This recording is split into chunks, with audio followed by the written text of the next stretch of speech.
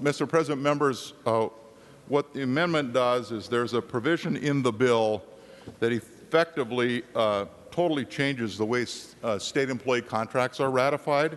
It's on page 20 and 21.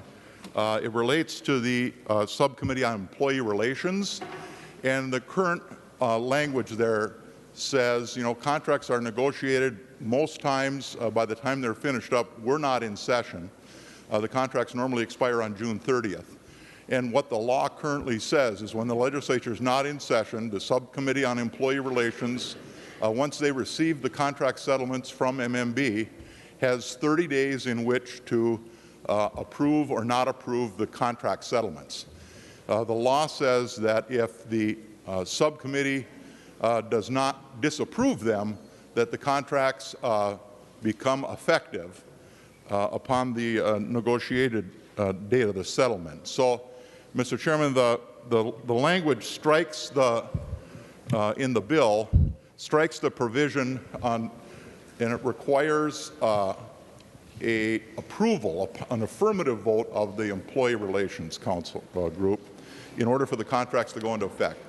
Mr. President, I think that's problematic. I mean, it could be that the Subcommittee on Employee Relations can't meet.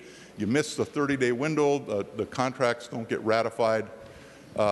Members, these public employees, I would argue they're our employees. They're employees of the state of Minnesota. We're the employer. We're the ones that appropriate the money to pay them. And they negotiated in good faith with the administration. They reached a contract settlement, and that should be honored, and it should not be dismissed just because the Subcommittee on Employee Relations, for instance, decides not to meet or can't find an agreement. Ultimately, the contracts have to be ratified by the legislature, but during the interim, because we're not in session, they end up, in effect, ratified by the Subcommittee on Employee Relations by a positive vote or by not acting within the 30-day window. So, members, this amendment actually just reinstates current law. I would appreciate your support. I think we owe it to our public employees who are hardly overpaid. And they deserve, I think, having negotiated in good faith, to have their salary adjustments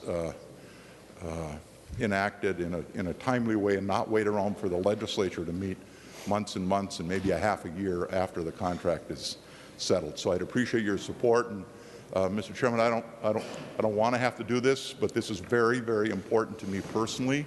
So, Mr. Chairman, I'd like to ask for a roll call vote. The roll call has been